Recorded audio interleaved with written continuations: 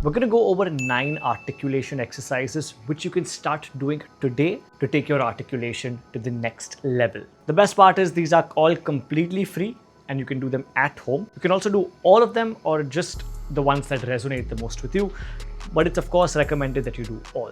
Now, articulation is one of the main elements that we focus on in our training programs. It's also one area that I am personally passionate about because it really covers a wide range of communication and it prioritizes clarity over anything else, which is the most important aspect of communications. So after working on it myself, talking to other coaches who have also worked on it, as well as training other people, figuring out what's working and what's not, here are the 9 articulation exercises that you can start doing today. So we're going to break it up into 4 phases. Phase 1 is breath control and clarity. Phase 2 is pronunciation and enunciation. Phase 3 is voice modulation and expression. And phase 4 is your flow.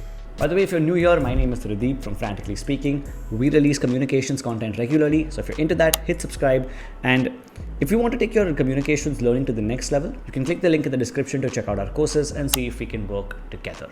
Let's start with phase 1, which is breath control and clarity. Now, there are tons of breathing exercises that you can start incorporating to help clear your mind and hence improve not just your articulation, but your overall speaking skills. But one of my go-to breathing techniques, which I try and do every single day, every single morning, is called box breathing. It simply means you visualize a box. It's actually a square.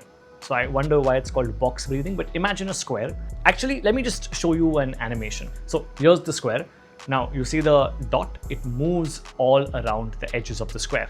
And while it's moving, you want to follow the instructions given on the screen.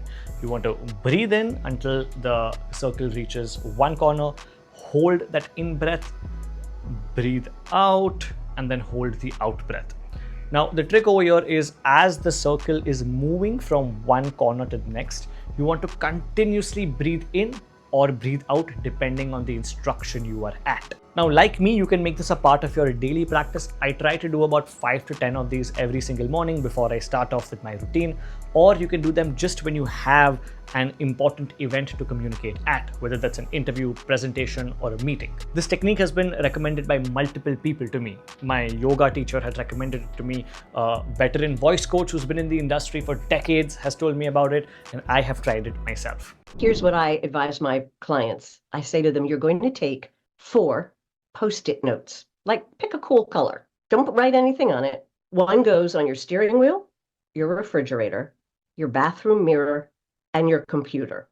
And maybe when you're at work, put one more where you're just going to bump into it or you're going to look at it a couple of times a day. And every time you see a Post-it note, stop, drop your shoulders, breathe into your belly on 4 and exhale on 6 for 1 minute.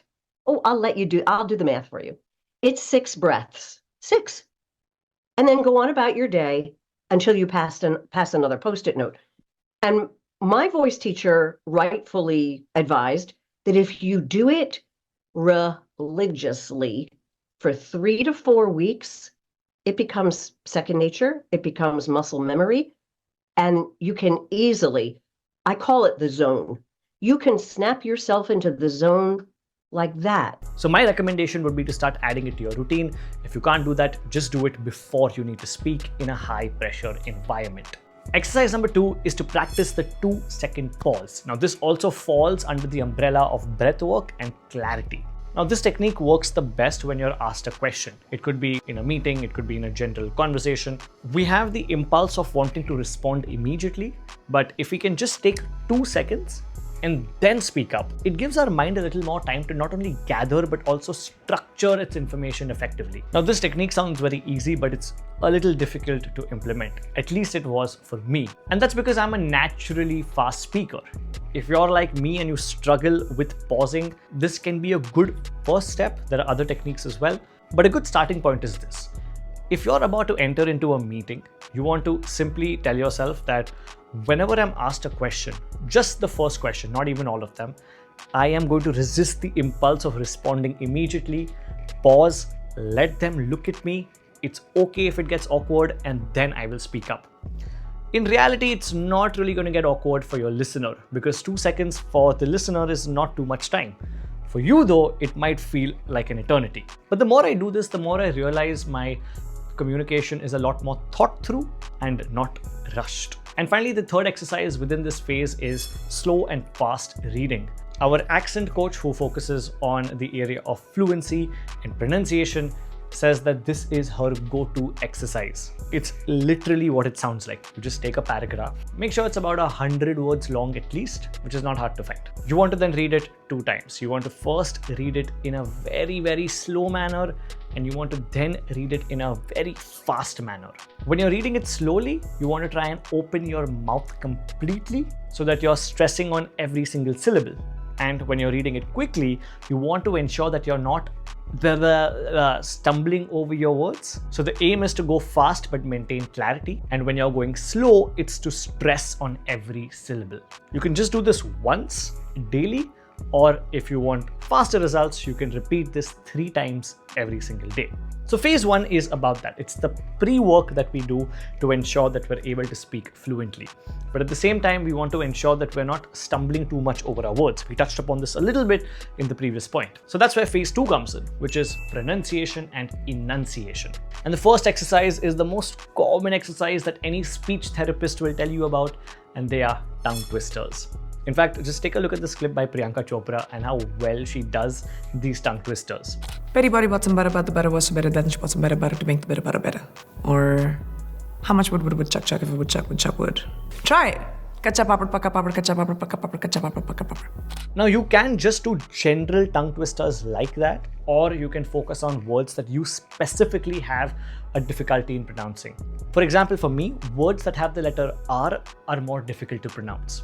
So I will try and do a tongue twister which includes more of such words. Here's a list of examples. Screenshot this and try them out.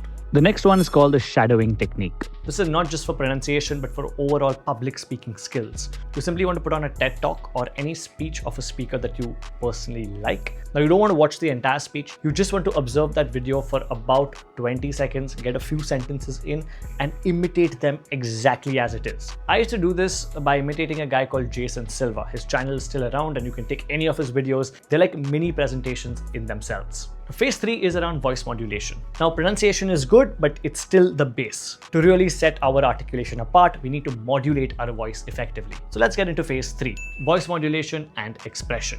There are 3 exercises to do here. Number 1 is volume, number 2 is pitch, and number 3 is emphasis. It's very simple to do all 3 of them. Now just take one paragraph and follow these steps. First, you want to read the entire paragraph out very, very softly, almost like you're whispering it. The second time, you want to read it loudly. Don't shout, but just project your voice as much as you can. Number 3, you want to variate your pitch in 2 ways. First, you want to sound excited while reading it. And second, you want to sound very sad while reading it. And finally, third, in every sentence, you want to read it softly, except for just one word where you want to pop that word up, which is where your emphasis comes in. Now, don't try to mash all of these together. Do them step by step to really see the best results. And finally, we put all of these 3 phases together into phase 4, which is all about flow.